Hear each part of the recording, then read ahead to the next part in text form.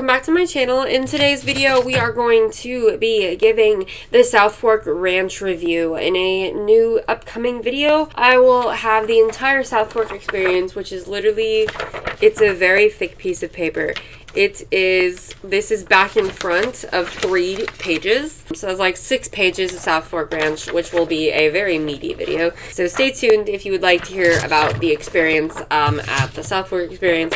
But for now, let's just do a Southfork Ranch review. I didn't find very many of these on YouTube, so I thought that if I could make one, that would be great. And I don't even know how to go about discussing this weekend, because it was genuinely one of the craziest things in terms of like all the things that happened, and I want to share everything. So bear with me for how long all this is, and if you just don't care, I guess don't watch, or watch in 2x speed, because maybe you'll find something interesting, or like you just want to hear about an experience somebody had, because I really love talking about all of my celebrity experiences. I'm gonna always have more celebrity experiences to share with you. So we flew out on a Thursday, the day before the con was going to start, so we could go to the ranch. For those of you who don't know, they actually filmed on the outside of. The inside of it was never filmed in. The outside was filmed during the summer, very hot summer months, and the inside, certain rooms, like the kitchen, which I'll discuss more of this in depth in a minute. The kitchen was remade there, and so was the dining room. The halls are different, the bedrooms are different. They filmed inside the ranch once on the 2012 reboot in honor of Larry Hagman, who they have. Spoiler warning, he dies. Larry Hagman passes away in the middle of season 2 of Dallas.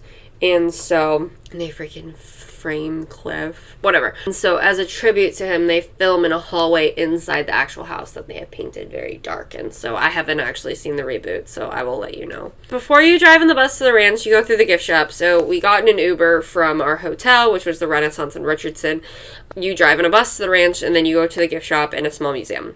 We were told that the whole entire place was mostly being overhauled this year, which means that in 6 months it'll look totally different. So if you are watching this video 6 months from now and you are going to the ranch, this information might not be accurate. However, wait, before you close out of my video, it also will still have certain elements. Like, I'm going to tell you like what was in the museum and all this other fun stuff. So, I don't know.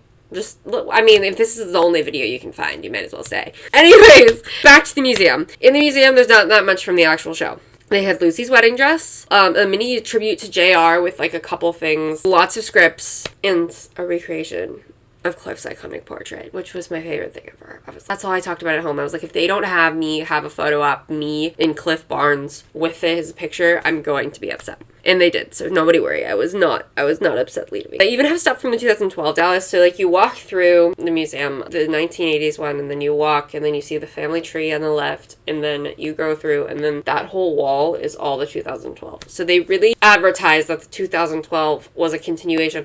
And what's really interesting is like even the Dallas fans that we talked to at the like experience, at the Southfork experience, really enjoyed this 2012 reboot. And it is genuinely, to me, I've like watched a lot of shows where they have reboots, and then I'll watch the reboot and I'm like, this is not very good. It is genuinely probably one of the best reboots I've ever seen. I haven't finished it yet. I think we're on like episode 6 or something, but it's very, very good. They have lots of videos playing. They have a family tree, like I said before, and like a lot of other random stuff that I've forgotten. They have like a recreation of Jacques' portrait. So then you exit the museum, and then we took a train ride from that museum to the actual ranch. First, they give you like a mini speech with some information. I thought this was like a really interesting thing. Well, first of all, like they were saying, okay, and then you can turn left into here. And then somebody pointed at me and goes, have you even seen it? Of course I've seen it. Do I not look like I would have seen a show from the 19s that started in 1978?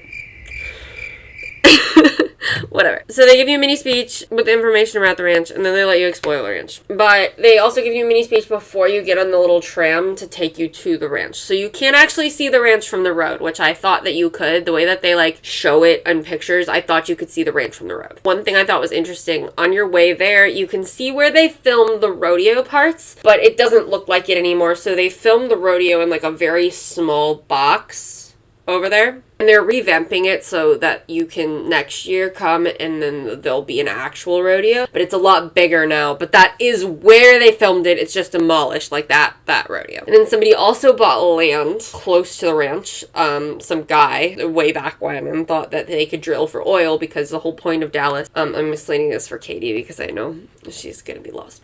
The whole point of Dallas is like the oil company, and they're fighting for the oil company. And so people thought you could actually drill on the ranch, because a huge thing was, don't drill on the ranch, don't drill on the ranch. So somebody bought a whole oil rig, and obviously this is a TV show. You can't actually drill for oil. Anyway, once we got to the ranch, they drop you off at the ranch, and here you are. Oh my gosh, that's where Kristen fell into the pool. Then you're taken into the house, and then you get a different tour guide, and they explain to you, and then they let you free roam the house and everywhere, basically. The inside is now decorated for Dallas, but it was originally not filmed there. They have a lot of, like, portraits in there. They have, like, a JR dandy, you know, like, they have really some random things in there. And then they have each of the rooms dedicated for people. Lucy's room, so Charlene Tilton, Lucy's room, you could not step foot in, and I'm, like, genuinely curious, and I don't know who to ask about this, but is that Charlene's choice? Or was that, like, just a creative decision? I'm asking you, like, you're gonna answer. Everybody talks about how the house is so small, but it wasn't that small. It's exactly how I pictured it. It's not huge, but, like, I expected it to be, like, this big. It's cramped in there. Like, there's not, you're walking like this, but it's not, like, the actual outside is fine. Like, you're gonna be fine. The outside looks identical. They have the pool, and I almost died. Like, I almost died. I felt like I stepped into Southfork with that. Same with the balcony. They have the same yellow awnings. They have that glass table and chairs you can sit in. One thing, the driveway's not dirt. They actually use flour to make it look like dirt, and the driveway's tiny. It's, like, smaller than my driveway at home, which is hilarious. Then we walked the grounds, which has a ton of animals, which is, like, really cool.